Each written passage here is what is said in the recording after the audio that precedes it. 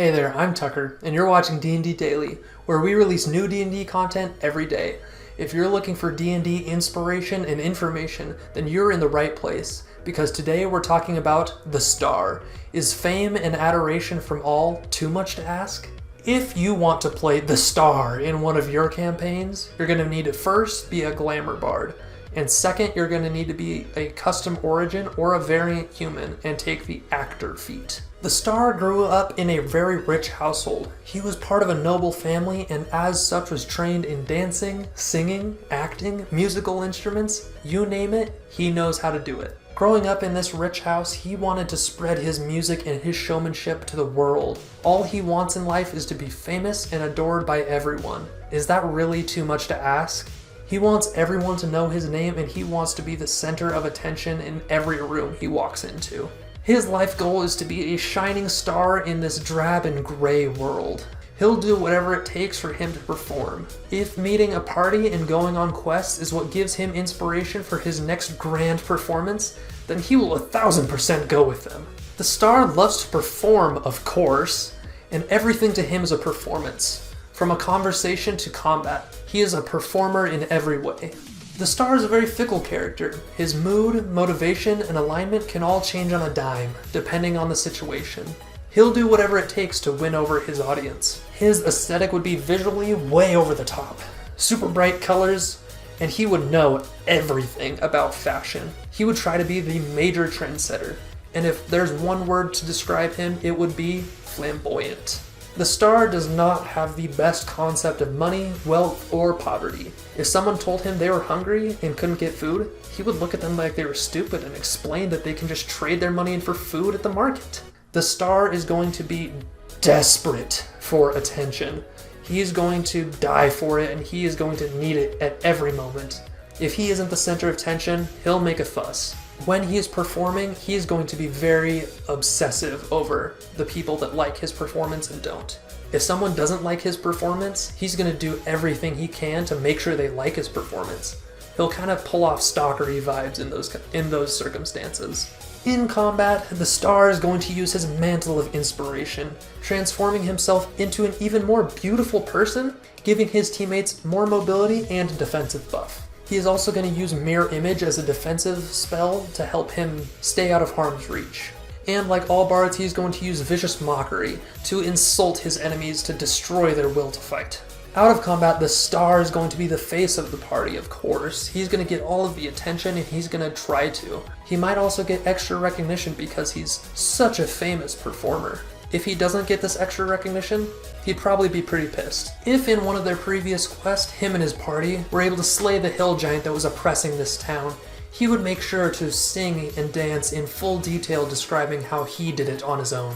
And in his downtime, the Star would always be trying to perform and finding new ways to make his performances even better. He might be learning new instruments, or he might be learning new ways to incorporate his spells into his performances.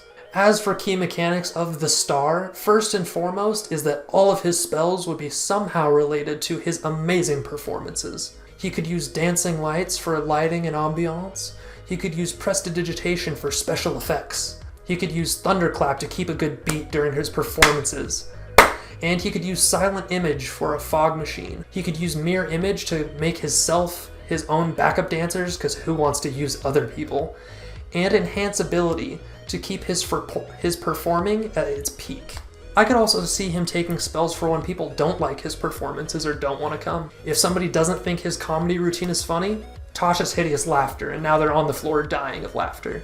Somebody doesn't want to come to his show? Suggestion, now you have to come. If somebody doesn't like listening to his music, shatter or deafness to now you don't get to hear anymore, sucks to be you. You should have liked my performance, shame on you for your distaste. He then has his enthralling performance, which, if he performs for at least a minute, he can charm a number of creatures in the audience to where they idolize him. This is how he would build up his amazing fan base. And at 6th level, he gets his Mantle of Majesty ability, which in combat or out of combat allows him to cast command as a bonus action, which is huge for both in combat, making people waste their turns, and out of combat, making people just do what he wants. And his performance and most of his abilities are going to rely heavily on his charisma, so make sure to max that stat. The weaknesses of the star are that he is squishy, and he has a low AC. Because he wouldn't have a terribly high dex, and because he wouldn't have a terribly high constitution, he's just not going to be that great when he starts getting hit. And his second weakness is that he would probably be really easily triggered in conversations and out of combat. Talking to somebody, if they've never heard of him, or if they don't like his performance, he would just flip out on them. This might mechanically be represented with a low wisdom score. As an NPC, you could have him be a famous performer, and then let the PCs come into his performance and decide if they like them or not. And whether they like him or not, they'll just have to suffer the consequences. Potentially, if everyone in the audience loves his performance but the party isn't vibing with it too much, he might get really obsessive and either stalk them or try to hurt them depending on how triggered he gets. I would focus on this being the star really trying to get the party to like him. He'd be obsessing over them and stalking them, and always trying to do things to get them to like him. Whether it be mini performances just for them, buying them gifts, or just trying to solve little problems that they have. Anything that he could do to get their favor would be his ultimate goal. Another way to use him could be have him be performing to save up money for a cause. This cause could be something that is really important to the party, so they could be aligned with him really well. Or it could be for something absolutely pointless and ridiculous. I think a unique way to use this character is as a DM NPC that pops up and follows and stalks the party just to get his muse for his next performance. Maybe he follows them on their next quest just to see what an adventurer is like. And probably as he follows them, he'd perform for them, and if they don't like it, then he'd be a real nuisance.